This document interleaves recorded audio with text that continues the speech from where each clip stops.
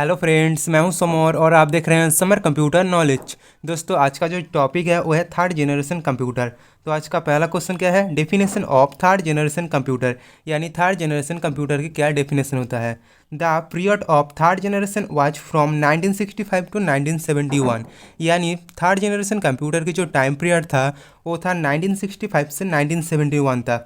The computers of third generation used integrated circuits in place of transistor, यानी third generation computer की जो basic component था वो था इंटीग्रेटेड सर्किट, जो ट्रांजिस्टर की जगह में यूज किया गया था। ट्रांजिस्टर जो था वो सेकंड जनरेशन कंप्यूटर में यूज किया गया था और थर्ड जनरेशन कंप्यूटर में इंटीग्रेटेड सर्किट यानी जो आईसी होता है उससे यूज किया गया। द इंटीग्रेटेड सर्किट यानी IC is a semiconductor materials, यानी जो इंटीग्रेटेड सर्किट है वो एक सेमीकंडक्टर मटेरियल है that contains thousands of transistor miniaturised in it, यानी इंटीग्रेटेड सर्किट पर हजारों छोटे छोटे ट्रांजिस्टर रहते हैं। With the help of IC the computers becomes more reliable, fast, require less maintenance, small in size, generates less heat and is less expensive, यानी computer में IC use करने के बाद कंप्यूटर ज़्यादा भरोसेमंद हो गया है, तेज हो गया है, उसकी जो मेंटेनेंस की आवश्यकता है वो भी कम हो गया है, साइज में छोटा हो गया है, कम हीट जनरेट करती है और वो कम महंगा भी हो गया है।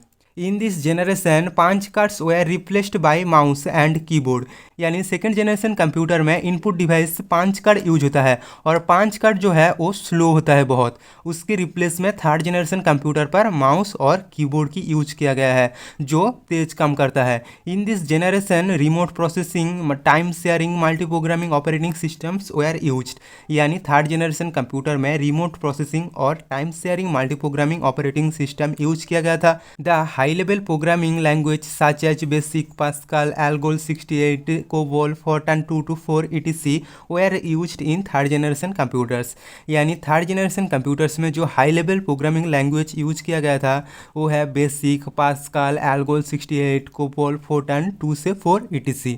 तो ये था थर्ड जनरेशन कंप्यूटर की डेफिनेशन। उसके बाद अगला question, examples of third generation computer, यानी थर्ड जनरेशन कंप्यूटर की क्या क्या एग्जाम्पल्स होते हैं। Examples are IBM 370, PDP 11। PDP का जो फुल फॉर्म है वो है पर्सनल डाटा प्रोसेसर। उसके बाद यूनिवैग 1108, ICL 2900, Honeywell 6000, deck series etc। तो ये था कुछ examples of third generation computer. उसके बाद अगला question, advantage of third generation computer, यानी थर्ड जनरेशन कंप्यूटर की क्या क्या एडवांटेज होते हैं। तो पहला पॉइंट है computers require less space due to the use of IC, यानी कंप्यूटर में आईसी यूज करने के बाद कंप्यूटर की जो स्पेस की आवश्यकता थी वो कम हो गया है। उसके बाद अगला point, they have high storage capacity and give more accurate results, यानी थर्ड जनरेशन कंप्यूटर की जो स्टोरेज कैपेसिटी है वो भी ज़्यादा हो गया है और भी थर्ड जनरेशन कंप्यूटर ज़्यादा एक्यूरेट रिजल्ट प्रोवाइड करते हैं।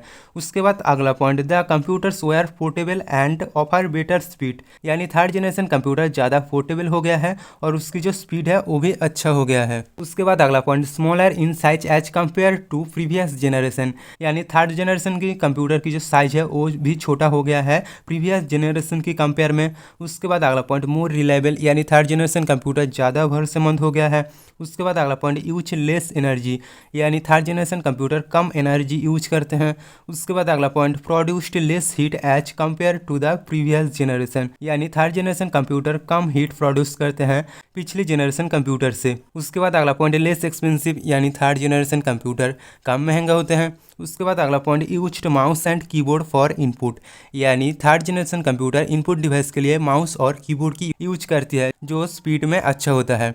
उसके बाद अगला पॉइंट है लेसर मेंटेनेंस, यानी थर्ड जनरेशन कंप्यूटर को मेंटेनेंस कम करना पड़ता है। तो ये था कुछ advantage of third generation computer. उसके बाद अगला question, disadvantage of third generation computer, यानी थर्ड जनरेशन कंप्यूटर की क्या क्या डिसएडवांटेज है।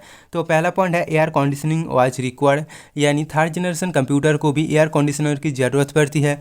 उसके बाद अगला point, to manufacture IC highly sophisticated technology was required, यानी आईसी को निर्माण करने के लिए ज़्यादा सोफिस्टिकेटेड टेक्नोलॉजी की आवश्यकता पड़ती है। उसके बाद अगला point, maintaining IC chips were difficult, यानी आईसी चिप को मेंटेन करना बहुत ही डिफिकल्ट होते हैं। तो ये था कुछ disadvantage of third generation computer.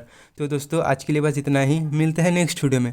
दोस्तों आप फर्स्ट जनरेशन कंप्यूटर क्या है जानना चाहते हो तो एंड स्क्रीन पर लेफ्ट वाली वीडियो पे क्लिक करना, और सेकंड जनरेशन कंप्यूटर क्या है जानना चाहते हो तो एंड स्क्रीन पर राइट वाली वीडियो पे क्लिक करना, और ऐसे ही कंप्यूटर नॉलेज बढ़ाना चाहते हो तो चैनल को सब्सक्राइब करना।